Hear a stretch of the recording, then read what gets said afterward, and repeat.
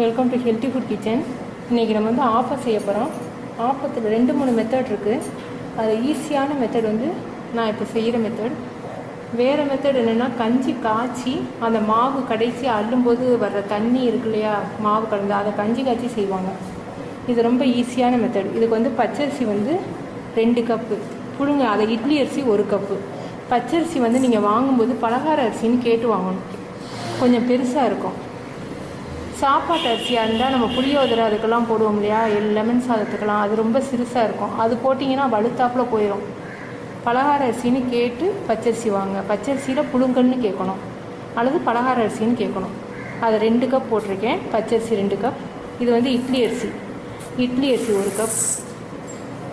உளுந்து 1/2 கப்பு. வெந்தயம்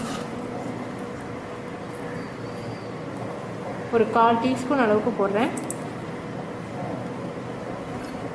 இது வந்து சாதம். நம்ம இது ஊற வச்சு 2 மணி நேரம் ஊற வச்சு அரைச்ச பிறகு அள்ள போகையில் இதையும் கிரைண்டரில் போட்டு நைஸாக அரைச்சி அள்ள போகிறோம்.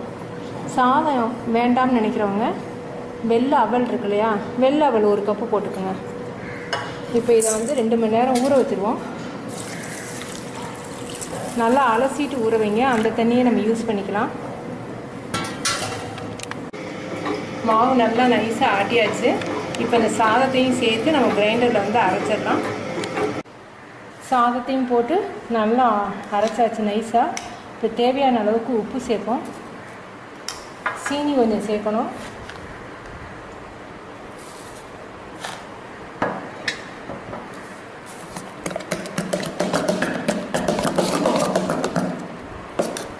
மாவு எந்த அளவுக்கு லிக்விடாக இருக்குன்னு பாருங்கள். நம்ம பச்சரிசி சேர்த்துருக்கிறதுனால நாளைக்கு இன்னும் கொஞ்சம் இறுகிடும். இறுகின பிறகு நம்ம என்ன பண்ணணும், தேங்காய் பால் ஊற்றி நம்ம ஆப்பம் ஊற்றணும்.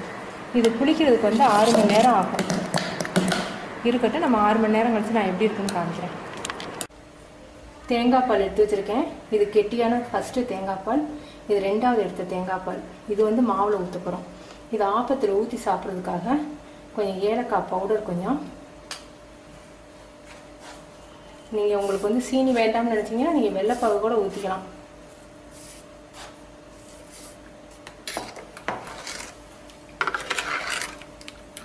ஆப்பத்தில் ஊற்றி சாப்பிட்றதுக்கு நல்ல பால் கெட்டியாக இருந்தால் தான் நல்லாயிருக்கும்.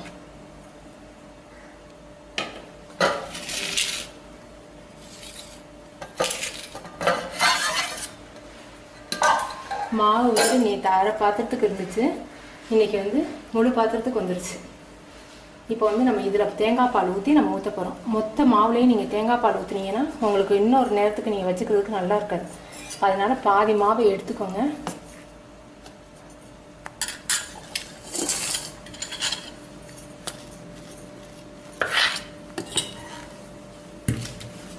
இதில் தேங்காய் பால் ஊற்றிக்கோங்க. அப்போ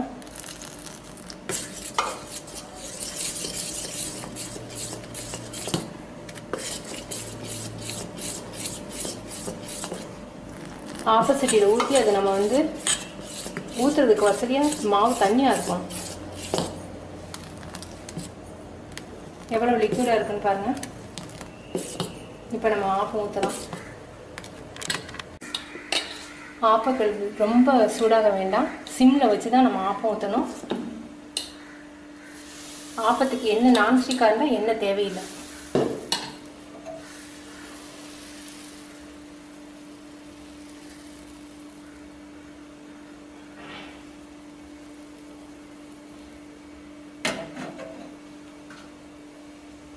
சிம்லேயே வச்சு வேக விடுங்க. ஆப்பம் வந்து ரோஸ்ட் ஆச்சுன்னா நல்லா இருக்காது பால் ஊற்றி சாப்பிட. சில பேருக்கு ரோஸ்டாக இருந்தால் தான் பிடிக்கும்னா நீங்கள் ஆயில் லேஸாக ஊற்றிக்கலாம்.